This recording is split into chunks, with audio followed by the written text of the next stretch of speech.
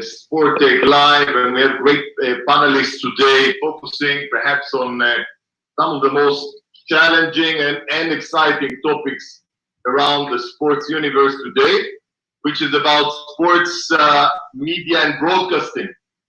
What happened to broadcasting in sports now post-COVID? COVID is still around to some extent, or maybe here to stay for a couple of years, whatever approach you're choosing. And you know, I love to tell the story that when the COVID just started, I had, you know, my father is 84, and he's sending me an SMS message almost every day. Suddenly, he sent me an invite for Zoom. And I thought, whoa, what's happening here? Yeah. Now, if you think about it, what the COVID has done is really created like a time capsule where we all push forward in innovation. And I think, obviously, we see a massive impact on the topic of broadcasting sports. You know, we already see live, obviously, the ghost games that we see, and we see some new ideas coming from different directions about how the broadcasting experience should look like, and what else we can do, and what kind of engagement tools we can introduce. What's new? And we had 4 great people here, hands-on, really in the, I would say, the cutting edge of media and broadcasting from different angles. And I think what we would like to know today is to hear from them, what the future is holding for us? What are the new innovations coming? What are the case studies they can share? You know, anything to do with media and broadcasting around sports. This, I think, if we look at 5 years from now, this is probably the topic that will probably will do the biggest transformation. So when we start, I'll start with Tom. Tom from the Netherlands. If you can, each one of you, if you can introduce yourself briefly first, and then jump into the first question for you, Tom. I know that you're a very practical man, yeah, and you already are piloting and trying great ideas and great innovations for the in Holland for your teams, yeah, and for the sports ecosystem there. So just to stimulate the mind of our viewers and listeners, I would like you to, after you introduce yourself, just share a few ideas and topics you're already undertaking in your position. Yes, of course. Well, thank you for having me first. My name is Tom Schreurs. I work as brand partnership manager at Eredivisie Media and Marketing, which is the media marketing company of the Dutch top league in football. And we also have the Dutch version of Fox Sports, where we broadcast all the matches. And well, to answer your question, what we see with COVID is that well, it's rapidly changing the way we communicate and consume sports.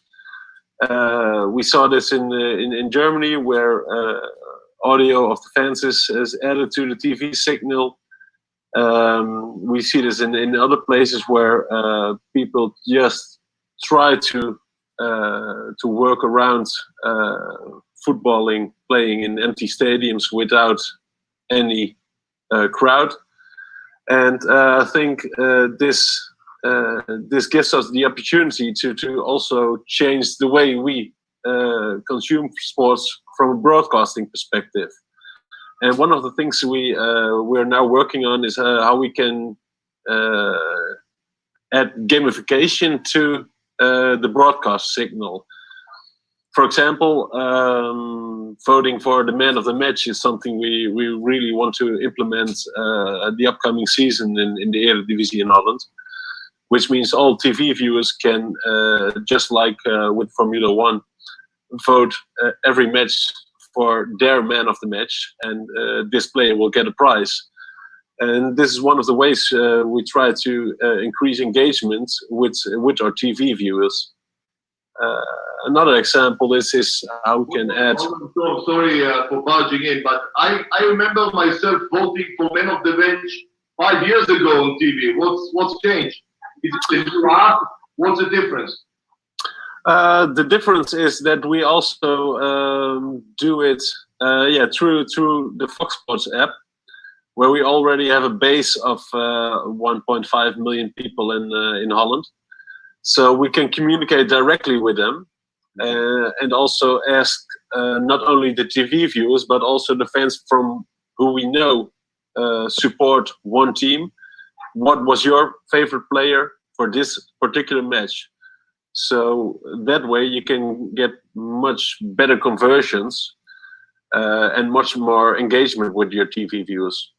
Okay, great. Any other example of using some new, implementing some new technologies? Well, one other thing we're now working on is together with our new partner, Deliveroo. They deliver meals for obviously. But what you see is now stadiums are only half full or totally empty. So we try to work together with clubs and bring the stadium food towards the fans who are watching at home. That's good. So I clubs can have a hot dog and lousy meal that I have in the game, in the stadium. I can have it brought to my home. Yes, exactly. But not okay. Not only the lousy meal, but also merchandise and, for example, the special beer you get. Okay, excellent. So this, I think, can trigger some new ideas, additional ideas. Let's move to London now. Hi, Nick. I would like to ask you, after presenting yourself, if you can, I know you're running a very big sports agency with, direct access to what's new in the world of sports, and specifically media and broadcasting. And I would like, if you can share some of your thoughts and what is happening around you in terms of new ideas coming up in the broadcasting space. Sure, no worries. Yep, my name's Nick Meacham. I'm Managing Director of SportsPro Media. I've been with the company for about 10 years, and the company's been in existence for about 12 or 13. We cover everything going on in the sports industry, from broadcasting to sponsorship, governance, all the core pillars of what happens off the pitch rather than on it. And a lot of our time and energy is focused around what happens in the media and broadcast sector in the sports industry, particularly around OTT and streaming.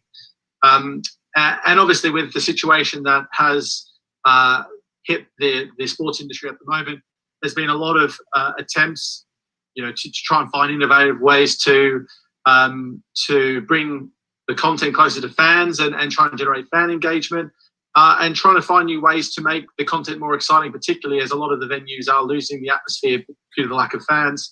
So I think it's been really interesting to watch what organisations have been doing. Obviously, we've heard and seen a lot of debate around the fan noise in the broadcast production, where some markets it's actually an option to choose whether you want that artificial noise being implemented into your feed or not. There's also what's really interesting there is there's even organisations like the NFL who are actually looking at how they can connect through to the fans directly via their smart TVs and linking them directly to the stadium. So there's a lot of investment and time put into that, which I think is really interesting. And also we saw the Dutch League and a few other leagues as well launch the Zoom ban, or for want of a better word, where they're actually putting up major camera boards with all the fans being broadcast on the screen. And what's I think quite interesting about that is we've already seen the NWSL, the National Women's Soccer League in the US, actually created as a sponsorship asset. So they've actually sold sponsorship of that offering and made a section in their venues, which is sponsored by one of their major partners. I think that's quite interesting in terms of a fan engagement perspective, because obviously we've lost a lot of connectivity between the rights holders, between live sports, and between the fans through this period. And obviously the other key things are really the watch together or watch party solutions that have been brought out. These first probably came to market about a year ago when I think 11 Sports tested that as an offering. And now they're becoming pretty prevalent across the industry, whether it's the Watch Together, which is with a handful of friends, or the Watch Party format, which is with around 100 or so people. And Amazon's already made announcements to launch that as a solution, or their intention to do that. So that, again, it's that interactivity that we're seeing be brought into the market is just so key. It's not a one-way conversation anymore. Fans need to be talked to and be able to talk back and have that two-way conversation. And I think that's been really interesting to follow. I love it. Yeah, I think the interaction and the fact that everything now is being pushed forward and more interaction, more technology.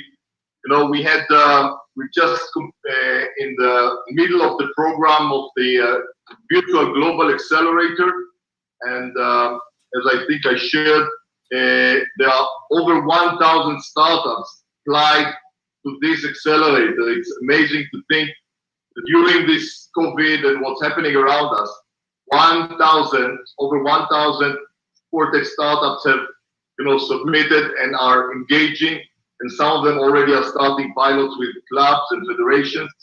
So now let's move to Bryan in the US. Good morning, Bryan. And hey, good morning. I would say position in Cisco in terms of overlooking not only broadcasting but also smart stadiums and anything to do with 5G. Can you get our appetite ready for what's happening from your perspective in terms of innovation? What can we expect? What's happening around you? Yeah, sure. Thanks. Thanks for having me. So, as you mentioned, with Cisco, I've been here about 8 years, been in this space a little over 2 decades, and head up our sports partnerships here based out of the U.S., but globally. A couple things I think kind of come to mind when I think about kind of the future of technology in this space and where we're seeing it. Maybe it kind of boils them down into maybe 3 or 4 different areas. So I'll touch on those briefly. One, obviously, we've seen over the last 4 or 5 years just this huge boon to REMI production or remote production. And I think we'll continue to see that. If you were on the fence on any of those, going into COVID, I think you've moved off the fence and are sprinting the other way now, because certainly we think about the health implications, the cost-saving implications, the operational effectiveness of how you're going to actually be able to, run and manage a team given the climate that we're in, and all the various different safety protocols and operational protocols across borders and so forth. That is certainly one. And we've been at the heart of that, along with, obviously an ecosystem of partners that are providing, IP solutions that really allow REMI production to be, accelerate is kind of the easiest way that I would say that. So people like Arena TV in the UK or AMD or whatever, there's a number of those that are making those investments around the world, which again, I think we're going to see more and more of that. The second would be just this move to leveraging data center technology for on-air production or on-air assets, the ability to spin up net new channels or take a channel down or reconfigure your network and your broadcast operations to be able to support that, and then also various applications that can then ride in a data center application to support the sports and media broadcast industry. That has certainly been one over the last 12 months that has, really picked up speed. I think we'll see more and more of that again as you think about new ways to do work, new ways to leverage the capacity of the people that you've got. Then I think you'll see. Appreciate that we're on a Zoom today. We've given them lots of plugs today. Cisco being the largest collaboration platform with our WebEx platform, we still have about 40% of market share. We are the enterprise platform for video usage. So CNN and various other content producers are using that for their on-air collaboration tools to share not only video but also collaborate with producers and folks on set and offset and so forth. So I think collaboration would be number 3. And then you referenced 5G. And so from a 5G perspective, Cisco's invested about $5 billion in 5G. That is certainly one that we don't see slowing down, anytime soon. And then over the last 5 years, if you take 5G, IoT, Wi-Fi 6, AI, ML, we've made about a $30 billion investment into R&D. So we're doubling down in these areas because we really see them applying to multiple industries. But if you think about them in the context of sports and media, they are certainly ripe for it. Places like Disney, who are using drones for, different production views, or maybe they want to get drone footage or telemetry or weather data, anything like that to improve live and non-live footage. We're seeing people like Michael Bay, who's shooting, feature films like Armageddon and Pearl Harbor and various other very high-profile videos that are looking at ways to take, large, very chunky pieces of assets and both audio and video, and how do we get that out faster? How do we make that whole production experience better? So those would probably be, Amir, kind of the 4 things that we're seeing from Cisco's view, and I think those then are in the sweet spots of lots of the guys that we've got here on panel to kind of leverage that, be really creative with it, monetize it, add rights to it, all of those things that were touched on earlier. So thanks for having me again. Thank you for that. And I want to come back later on to the 5G and really what the story of that and how this will impact our industry. But also before that, you mentioned the 4 topics. Maybe I missed it, but what any kind of new implications or amendments that you've done for the COVID, any new products, new services you're giving the stadiums, the customers, the federations, the clubs because of COVID? Well, we've launched some broader services that have applicability to lots of different industries, and you've seen those have certainly been launched in the last couple of months. A couple that come to mind would be around collaboration. So as people are trying to spin up and get used to working with video technology and so forth, there's different learning curves, right? So we've certainly spun up some professional services around collaboration. We have a number of partners that can do that as well, but we knew we needed to kind of ramp that up. We had a huge push where, video collaboration like we're on today, it spiked in the March-April timeframe and went about 3x from what it was before. So we had the market share already, and then we tripled what we were ever doing in the month of March. So just think about the implications of that when you're running your business, and then all of a sudden, literally in a matter of 2 or 3 weeks, you've got a triple capacity. That's substantial. So that's one. The other would be we've launched some what we're calling business critical services, which get into telemetry, data, analytics on how the network, which is underlining a lot of these systems, are performing. And so we've recently launched that. Candidly, we were working on that, Amir, before COVID, so the timing just worked out.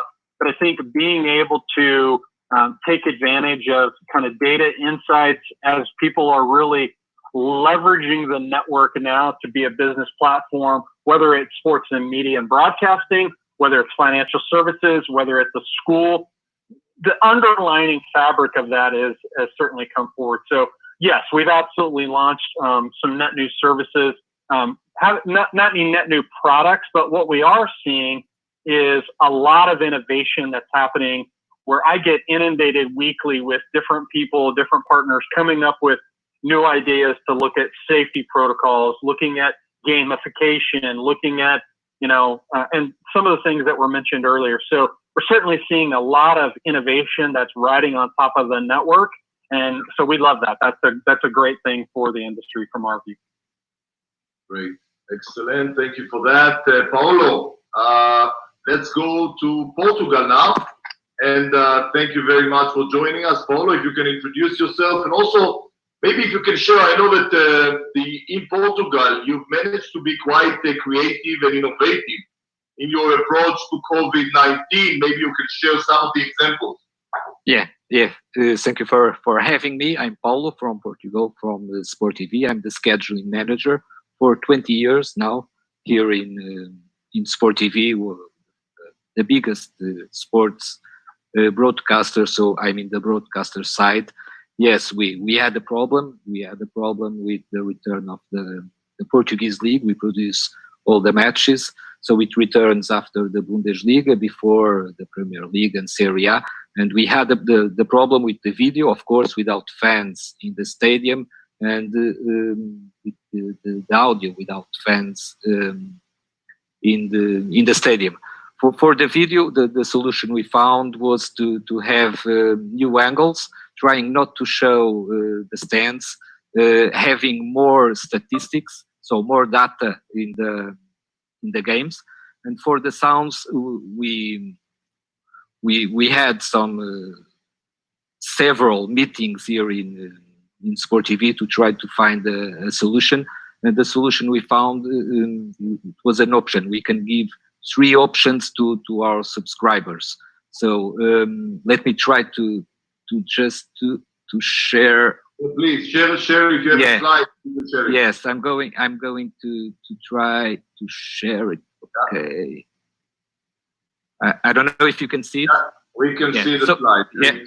So we broadcast the matches, the Portuguese league, on 2 different channels. On the first channel, we have 2 different audios, the commentator and the clean stadium sound, and the option to just have the clean stadium sounds.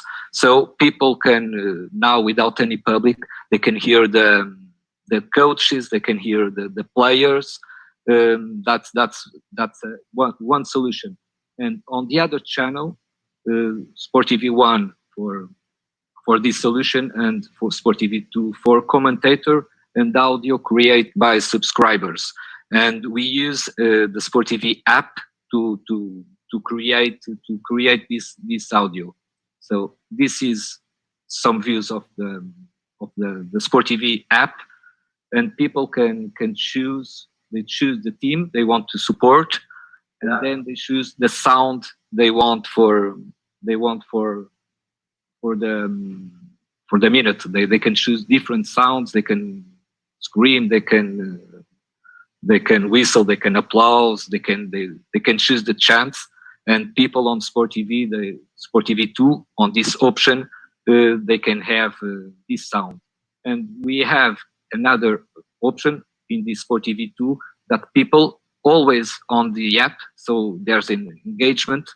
People can ask questions to our commentators, and we have a commentator only to answer through the app to answer all the questions from our subscribers and from everyone who wants to have to ask questions to our commentator. They can see the picture here, so there's a question, and there's the answer, always on TV. So that's how we show how it was our solution, and I think it's working now. Nice. Any conclusions from this? You can call it the first pilot, the pioneering pilot. Any conclusions that you can share for other federations and other countries? What works? What doesn't work? No, it works, but I think people are very divided. So I think there's people who want only the natural sound without commentators. There is people who want the commentators, and then I think the new generation they prefer this third option. I think it's an option for the future. Correct. All right. Great. Thank you for that, Paolo. Let's speak a little bit about monetization. And obviously, we know that the impact of COVID on sponsorship, on anything to do with monetization of the game is really dramatic. Maybe Tom, we can come back to you. Can you share a little bit of the monetization side? What's the impact? What can be done in terms of innovation in the space of broadcasting and media to compensate? What was the situation when the COVID started, and how can you support the teams on that? Well, what we see is that partners and sponsors are not only focusing more on exposure, but also want to really interact with the fans, and they want to do it by using activations that have a more natural fit with products and sponsors, products and services of the sponsors, and use technology to really create that activation. Well, I was thinking about one of the things we're now also working on, which is live virtual broadcasting. And this is where live video is being transformed to virtual reality. And this is done within 0.2 seconds. And so we can place a camera everywhere on the pitch, live. The images still look a little bit like FIFA 96, but that's something we work on. And the nice thing is that we also can replace the skins of the players with total other kinds of images. For example, the heroes from the Marvel comedy series. And this is a service we also would like to offer to our subscribers as an additional service, so we can also generate a little bit more money with that. And it's a service that also can be used by kids, so they have the ability to put their own face on the player's head and score the goal that was just being broadcasted live on TV. Okay, this will be interesting to see the first version of that. Yeah. But in Israel, we say if you're not embarrassed by the first version, your MVP of your product, you probably have launched it too late. All right, great for this example. Let's, Nick, thinking about monetization, what's your experience in terms of new models of monetization? Clubs, federations, brands are all looking for, new ways to monetize the game. Can you share your experience on that, or your new, exposure for new ideas now? Sure.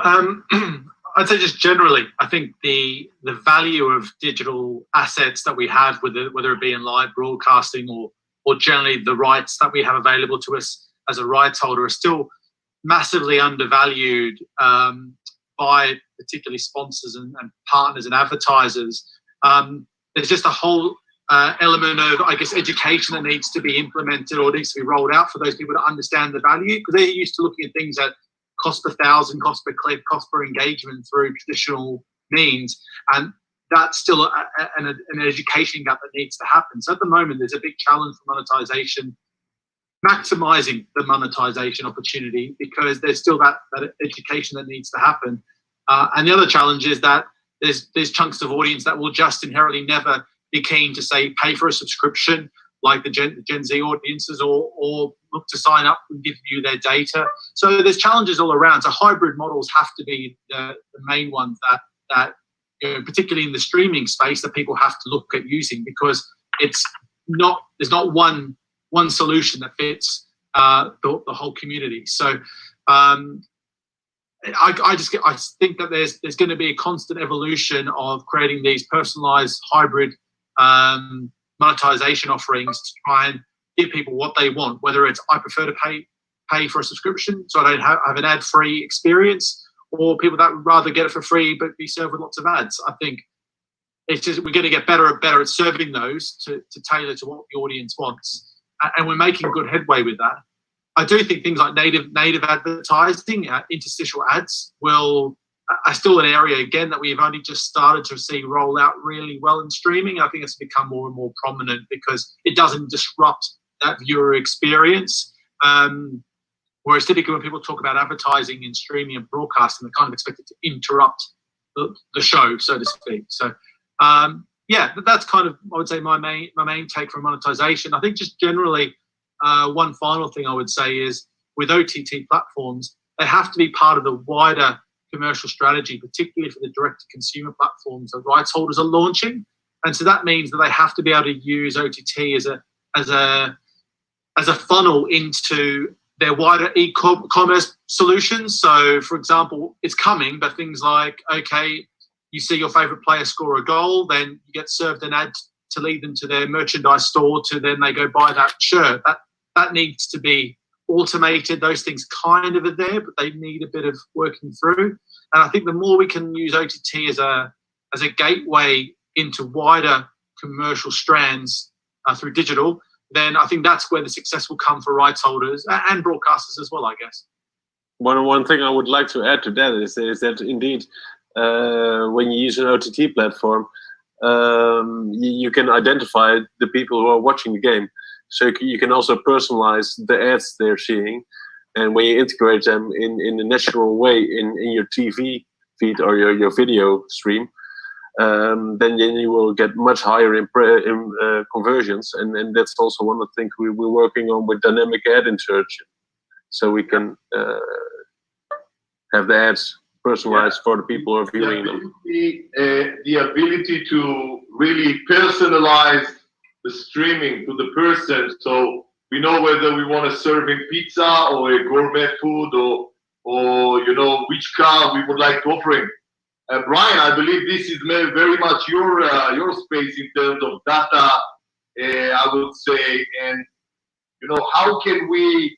Is this possible? Is this happening already in terms of infrastructure that this is doable?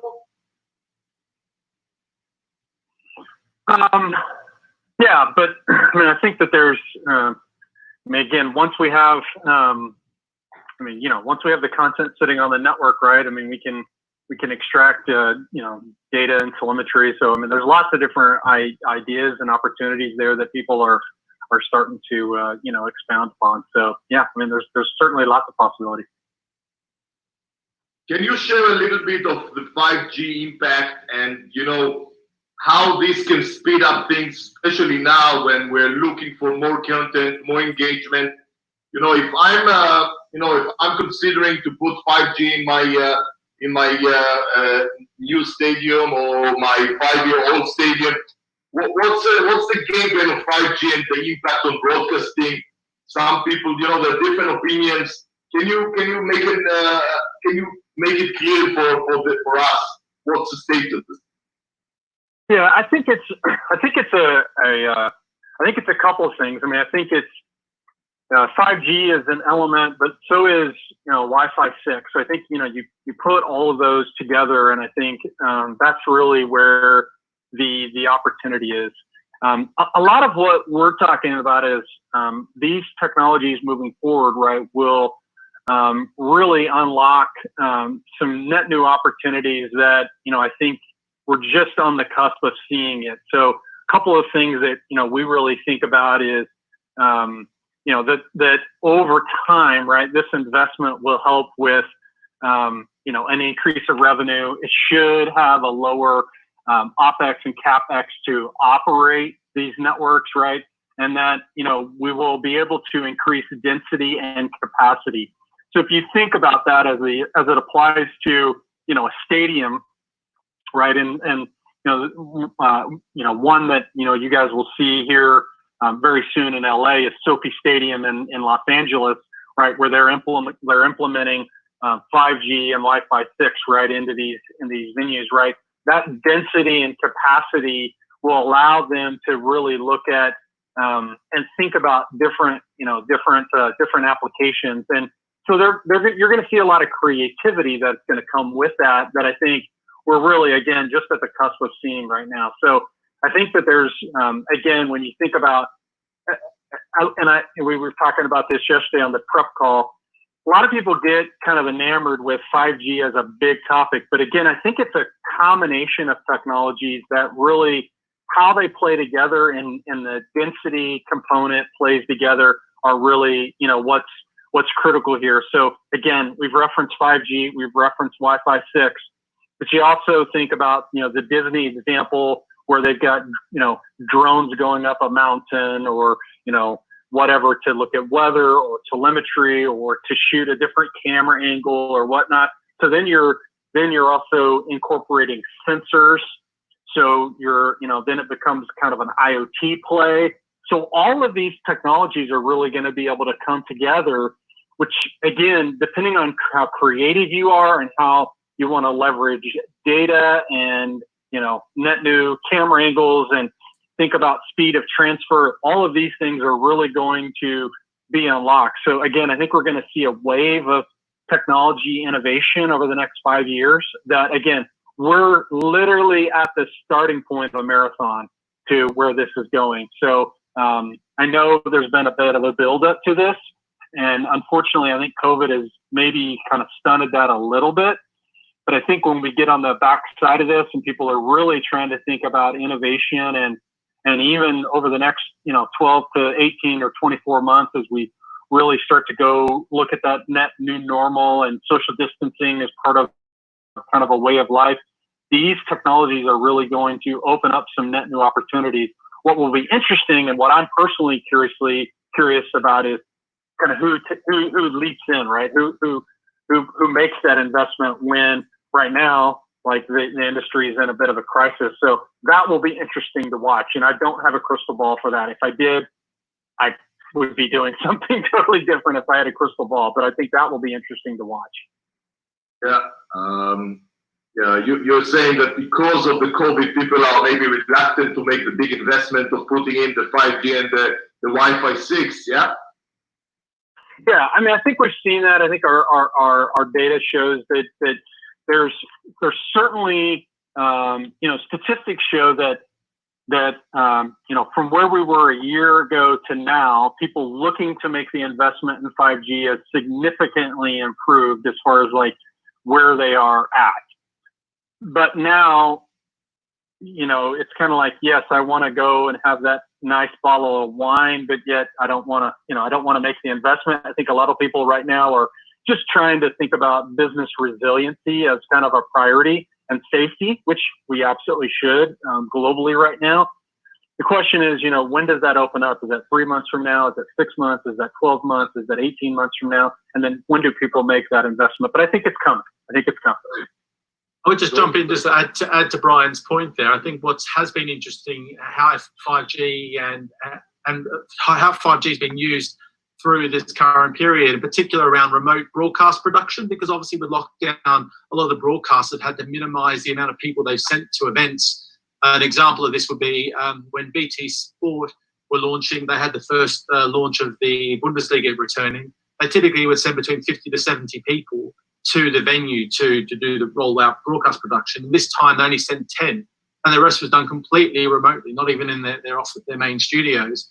And largely that is because they've already rolled out their 5G strategy and technologies they're putting in place. They'd already tested all that last year, so they were kind of ready to go. And their hand was forced a little bit because of the situation where they needed to roll out this remote production, something they haven't really ever tried before.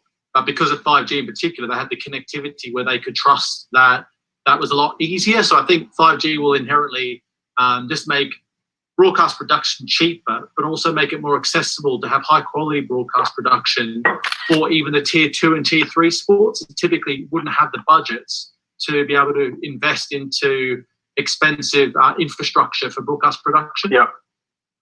Yes, I agree. And for example, all the press conference that we are doing now, it's via Zoom. We have all the Premier League press conferences via Zoom. Even the flash interviews, we receive everything, and it's different now. Yeah, you mentioned Paolo, Premier League, and I remember about 4 years ago I had a meeting with one of the team owners in London. I wouldn't say who, the name, but he said to me that he's not installing any Wi-Fi in the stadium because he wants people to concentrate on the game. Now you see what kind of revolution we are going through in the last 4 years. He didn't want Wi-Fi because he wants people to concentrate on the game. Now I believe, Bryan, correct me if I'm wrong, but in 5 years' time, it will be difficult to find stadiums without 5G or and Wi-Fi 6 will be able to accommodate all the action and activity around us. Yeah. Yeah, I don't know. I don't know if I would put a 5-year window on it because we're still. I would say maybe 5 to 10 years. It probably depends. I think if you look at just Wi-Fi adoption into sports venues, we're certainly on the bottom. We're on the laggard side of people that are making that investment, but there are still venues that do not have, Wi-Fi connectivity or pervasive Wi-Fi connectivity for fans in venue. Now, it's not as many as it was. I mean, I was here when that literally was exploding, 8.5, 9 years ago. But we don't have quite everybody. So to say that then we're going to just move everybody, flip them in the matter of 3 years to, 5G and Wi-Fi 6, I think that's probably a little aggressive.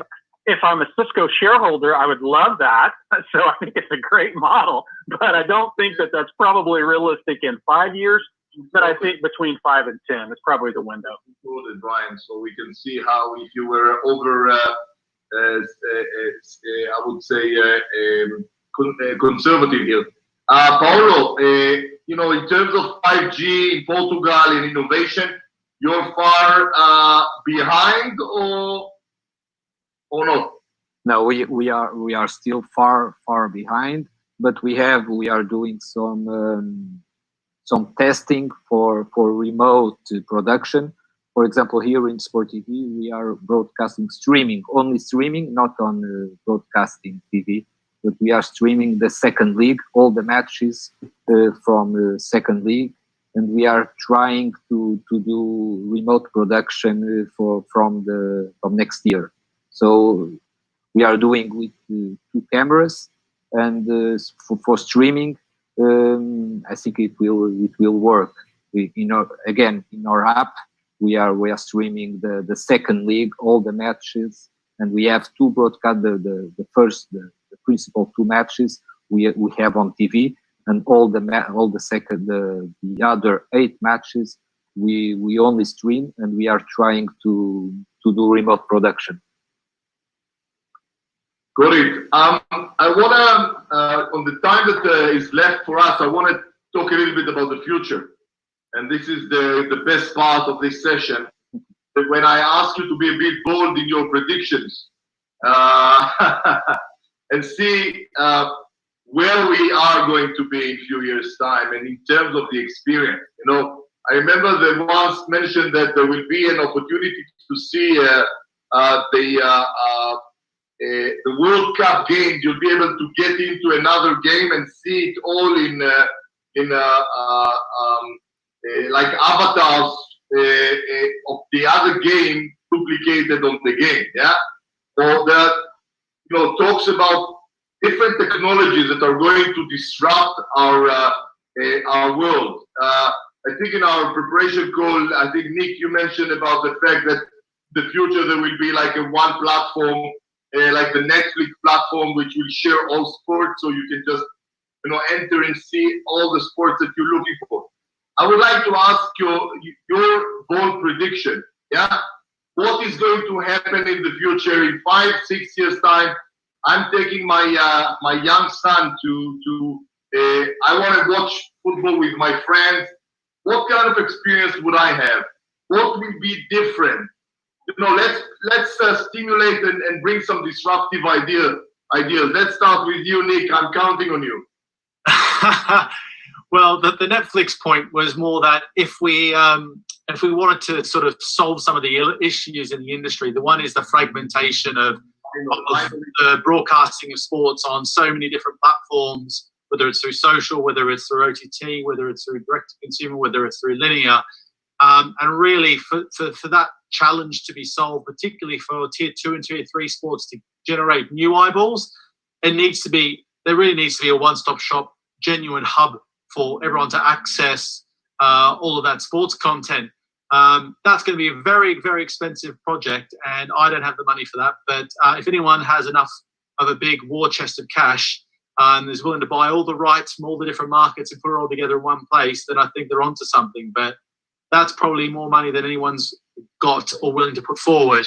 I think how things are going to change in the next 5 years, I want to be bold for you, Amir, but I actually don't think it's going to be that disruptive. But I do think that the ideas that we've talked about, just I mentioned earlier, with those watch party and watch together formats where people will start watching together with their friends. We've seen the success and rapid growth of Twitch as a platform, firstly for esports and gaming, but now they've tested more and more sports properties as live sports on that. Twitch is now purchasing media rights deals. They've got partnerships in with the NBA and the NFL and the NWSL and many other leagues. So I think, and the reason, the magic sauce there is that there's an interactive element to it all. So I just think we're going to see more and more of that. And I think that watch together, watch party, where you get to watch it with friends or watch it with a group of people, and you can actually have conversations while the match is going and connect with each other, is really going to become more and more important to the viewing experience, especially if we want to attract new fans to the sport itself. Without it, I think sports does need something to change, and interactivity is clearly what the audiences want. Yeah, but Nick, some theories are saying that because esport is growing so fast, and this is, as you said, the Z generation, and they're going to basically spend all day, basically their life is going to be around the game. So the screen of the game will produce everything. It will have the TV inside, will have the channels. They don't need to switch the game off. The food will come through the screen. How does this coincide with what you said?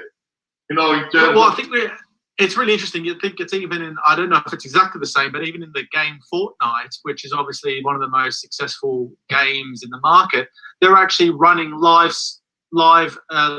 broadcasting events in the platform where you actually have to log in as your character, and you go and watch live concerts, watch movies, and who knows, they're probably going to have an element where you can log in and you'll actually be arriving into the Fortnite zone and watching a live sports event as your character rather than yourself, and interacting with people through that digital environment. So I think that interactivity is going to be, it's all built around that interactive element.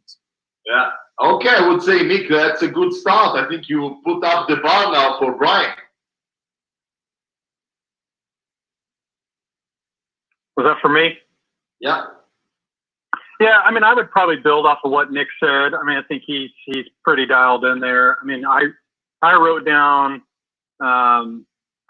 data and just, the integration of data, wearables, and then, just the pervasiveness of some of these, broader concepts like, 5G and Wi-Fi 6. I think it's a combination. It's like a recipe, right? So it depends on which element of sport or media you're kind of focused in on, whether it's live, short form, long form.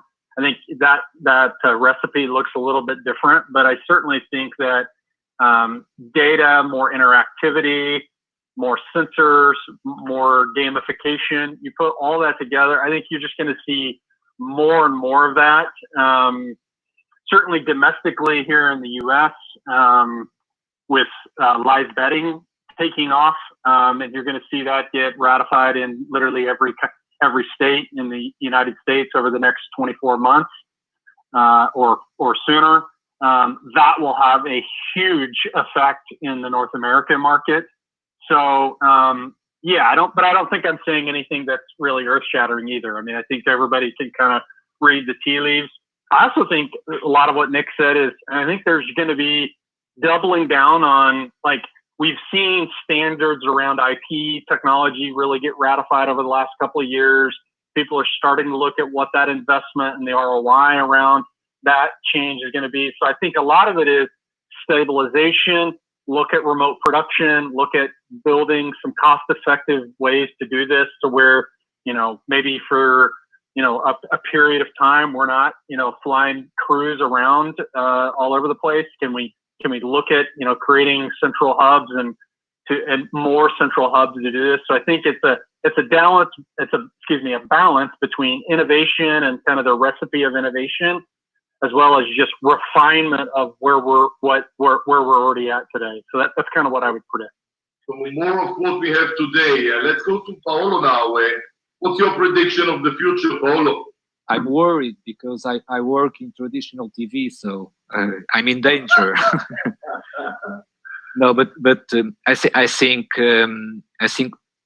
we have to talk, because there are different sports. There are sports that are better for interactive. If I choose Formula One or MotoGP, I can choose one pilot and see the race from his helmet. But if I have football, for example, it's more traditional. People want to see the game in the pub. Maybe some innovations will appear, but I think it depends. It depends of the sports. There are so many different sports, and it's difficult to have an idea that will suit all the sports. So we will work sports by sports. I think this is the future. Work sports by sports. Yeah. I would say tailor-made solutions per sport. Tom. Yeah. Bring it home, Tom. Okay. Well, firstly on broadcasting, I think what's being said, reduce production costs while maintaining quality is a very important point. But the key thing here is not only using fancy kinds of technologies, but also creating real added value for both fans, sponsors, and especially also for clubs. And I would like to also say to all the startups that they should really focus on how clubs can earn the money they spend on innovation, and how they can leverage the investments that are being made. And with 5G and Wi-Fi 6 coming up, one thing is you can improve connectivity in stadiums, and also improve interaction with fans inside the stadium, both in the stadium and on TV. And that means you can also create a broadcasting experience inside the stadium. So you can watch replays, watch real-time video inside the stadium. And this enables us to really merge the virtual and real life worlds together, and you can get this immersive experience while being at a live venue and having all the great extras you can have while you're watching TV or consuming media on any other platform. And that's where you can create real added value for every stakeholder that's in the game. Yeah. Innovative ways to increase the value for each one of the stakeholders. I'll share with you one, I would say, prediction of the future I got from my son. But before this, we have some comments from the crowd, and I have one from Tilo. Hi, great insight. Thanks. I think customization based on machine learning insights. Customization based on machine learning. Amir, I would actually just very quickly add to that point. That's a very good point. I know platforms like YouTube, what YouTube does is basically, depending on how often you don't skip the ad, the less you skip the ad, the more ads you'll get served. So there's like little things like that, which we don't even realize are happening in the background. Machine learning is going to play a big part of that. But that's my tip to anyone watching. If you don't like ads, skip the ads as quickly as you can. Okay, we got this tip already today. That's great. A quick story. When the COVID started, my son invited me to see FIFA live game. Now I watched them watch it, but I thought it's weird. How can you watch other people play FIFA? Anyway, there was nothing on TV, so obviously, so I joined him to see a FIFA game. It wasn't that bad. And then he told me, the future is that we are not going, until now, all the generation went to see football together. Yeah. Now he said, my generation, I will take my son to see esport together, to see other people playing esport. So I don't know if this is happening or not. The young generation definitely have their own, I would say, ways that are already, I think, in the driving seat of all the changes we see, and remains to be seen. So this tape is recorded, so we can look in 5 years' time and see how close we were. I want to thank all of you, Nick, Bryan, Paolo, Tom. Great insights, and looking forward to see you again on one of our platforms. See you soon. Thank you. Thank you. Bye.